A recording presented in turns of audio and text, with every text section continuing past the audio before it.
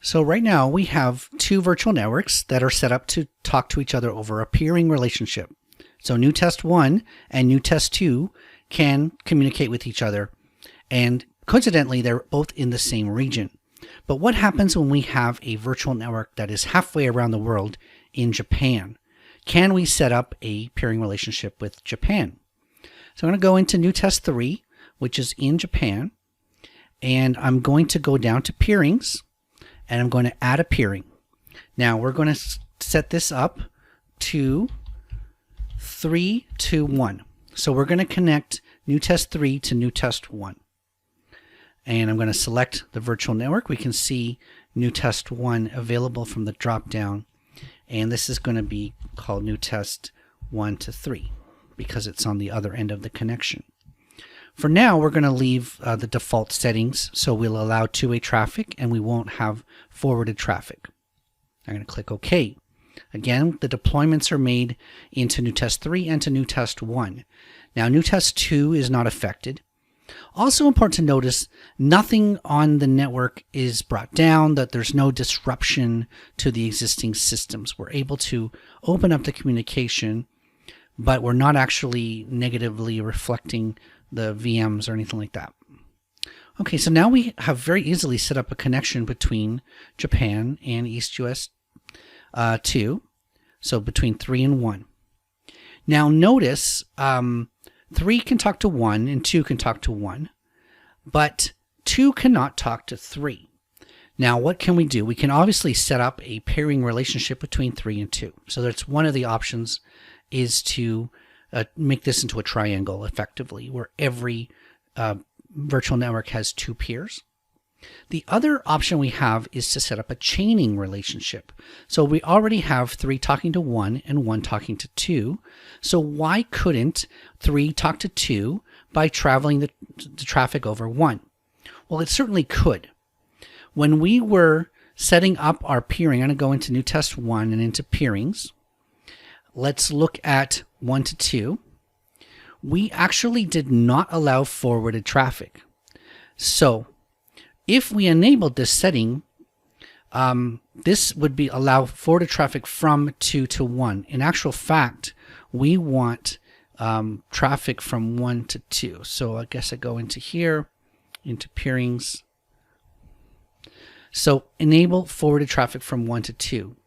So any traffic from 3 that wants to travel to 2, we can enable this in this section. Now we also do need to enable it on the reverse as well in order for 2 to talk to 3.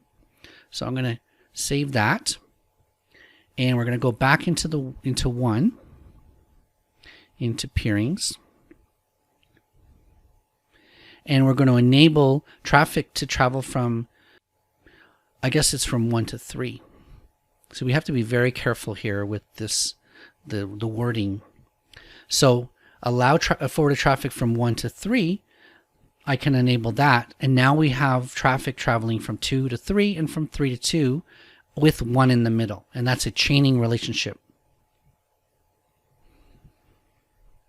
It's also probably important to talk about the pricing, because although creating these virtual networks is free, so I created 3 virtual networks, all for free, and every subscription is allowed up to 50 virtual networks in total. Then we do have pricing for peering. So just having the 2 East US 2 regions virtual networks connected to each other, that is 1 cent per gigabyte in terms of traffic. You know, that's not that cheap actually, because storage is 2 cents per gigabyte for a whole month.